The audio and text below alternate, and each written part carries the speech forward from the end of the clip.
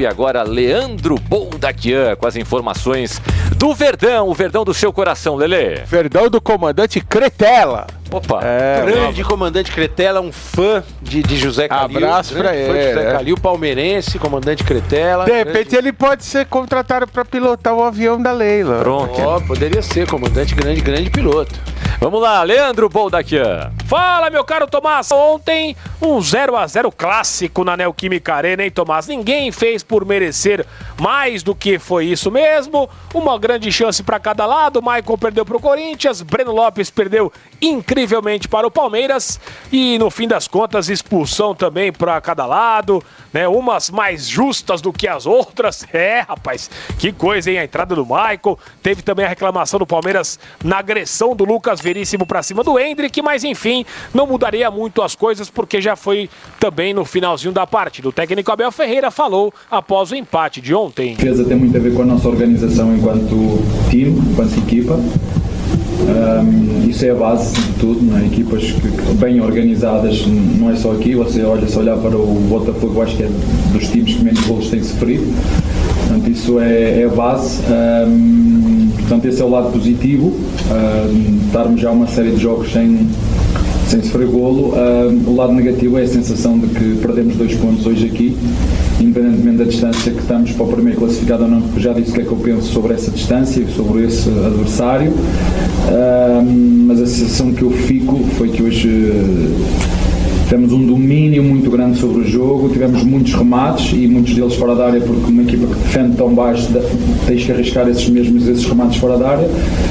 Mas a minha sensação e a minha opinião, claro, que é só a minha opinião, perdemos 2 pontos hoje aqui. Dessa forma, o Palmeiras não chega no Botafogo, né? Diminui a vantagem em 1 ponto, né? Poderia nesse momento trazer para 8, mas 10 pontos agora a diferença para o líder da competição. Verdão volta a campo na próxima sexta-feira, não essa, a outra, né, contra o Goiás no estádio Allianz Parque. Lembrando que Gustavo Gomes, Piquerez, Richard Rios e Veiga servirão às suas seleções nesta data FIFA, Tomás. Qual a sua sensação, Nori? O Palmeiras vai com alma, com raça, brigar até o final por esse título brasileiro? Ou de repente a Libertadores já virou prioridade, mas assim, prioridade com P maiúsculo lá pelos lados da academia de futebol?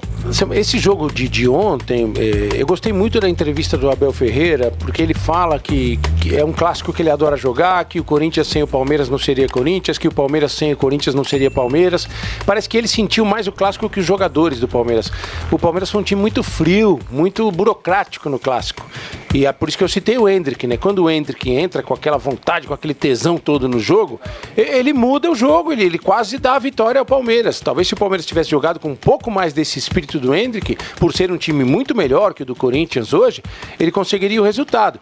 Me parece que o Palmeiras, isso aqui não é uma crítica, hein? É uma observação apenas, que o Palmeiras, ele escolhe alguns jogos para botar um pouco mais de vontade, um pouco mais de entrega. Porque é um time que confia muito no trabalho, no entrosamento construído nesses tempos de Abel Ferreira, já na 3ª temporada, sob o comando do treinador português.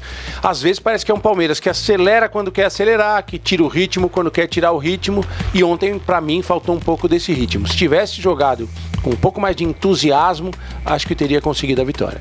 E para você, Renatinha, ainda dá? De qualquer maneira, a rodada terminou com o Palmeiras diminuindo em 1 ponto a gigantesca vantagem do Botafogo. Agora são 10 pontos.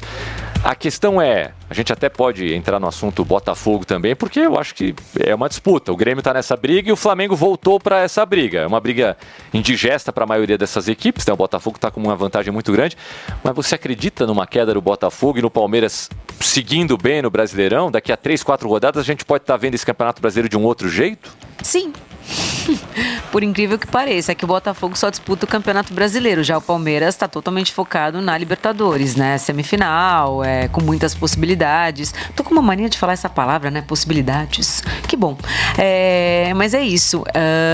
10 pontos, Tomás. Quantos jogos a gente tem ainda pela frente pelo Campeonato Brasileiro? Tem muito jogos, jogo, né? É muita coisa, 48 gente. pontos. São 48 pontos. São 10 pontos e o Botafogo, lógico, vive um momento aí, né? De incertezas.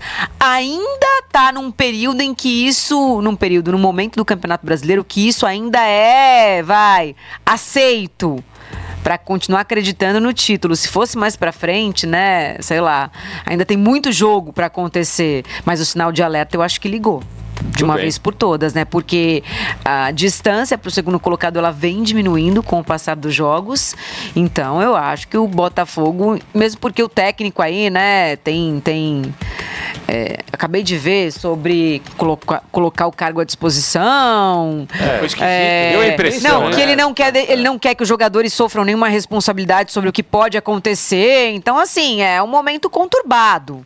A gente pode dizer, no mínimo, Muito bem, tá certo. O Calil, sobre ainda sobre a atuação do Palmeiras ontem e a ausência do Dudu, talvez com o Dudu a história fosse diferente. Como é que você viu o Arthur em campo ontem? Não há dúvida que faz falta, né? Porque no momento do aperto no meio-campo, os caras jogavam a bola no Dudu. E ele vinha por dentro, às vezes ele ia mais pela ponta, muitas vezes ele caía pela direita.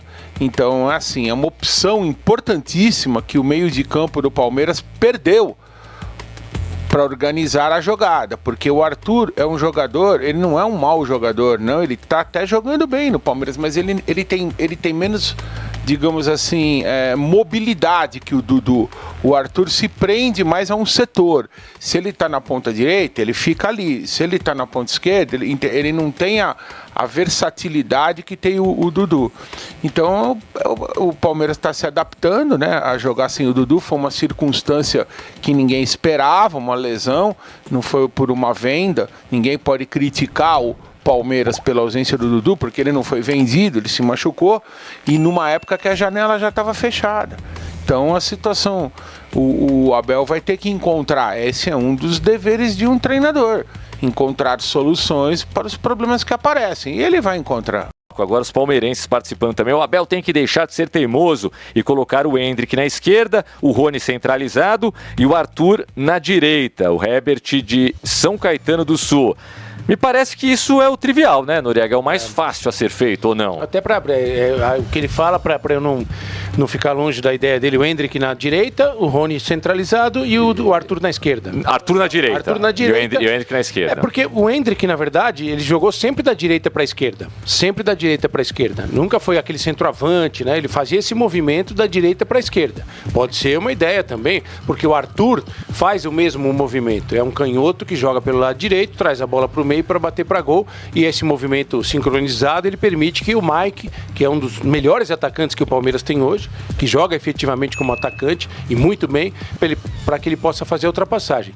O Palmeiras vai ter que testar mais algumas coisas aí, porque o Dudu faz muita falta. Além da qualidade técnica individual, ele faz falta também porque o time estava muito encaixado com a presença dele taticamente. Muito bem. Tem uma crítica também pro Abel aqui, eu não sei se é um torcedor... é São Paulino. Thiago Pereira, nome de nadador, hein? Nadador que cansou de ganhar medalha nos Jogos Pan-Americanos. Tá virando moda o Abel abandonar o time em campo, quando ninguém faz o que ele quer. Sai de campo antes do jogo acabar, é muito mimimi. Ele ficou bravo com o Daronco, né? A arbitragem. Ele saiu para não falar bobagem e não ser expulso. Ele mesmo falou isso, né? Foi o que ele justificou na coletiva. Mas... E não é uma atitude nova, né? A gente já viu outra. Uma vez o Tele saiu também no meio do jogo. Carlos Alberto Silva, falecido. Uma vez também ele saiu no meio do jogo. É um protesto, né? Ele tá protestando contra alguma coisa. Noriega, acho que o Neno Soares estava vendo aqui o programa, sei lá, antes dele começar, ou fez leitura labial em algum momento, porque ele está citando algo que você citou aqui, se eu não me engano, fora do ar. Ele está dizendo que teve uma queda de disjuntor no Gabriel Menino, naquele lance que ele perde a bola simplesmente, ele deixa o jogador do Corinthians chegar, pegar a bola e sair jogando normalmente. O Gabriel Menino é bom jogador, mas ele é meio marra às vezes, né? Às vezes ele se desconecta do jogo de uma forma assim, ele deu uma de saudoso Mário Sérgio Pontes de Paiva, ele olhou para um lado, assim, tudo, e veio o Fábio Santos e roubou a bola dele. Talvez por isso, e não sou eu que estou falando, o próprio Abel Ferreira, treinador dele, já falou isso várias vezes. Ele dá uma desligada, sai do jogo, por isso que ele não se firma. Que sacou ele várias vezes. Ele não se firma no time. Pois é.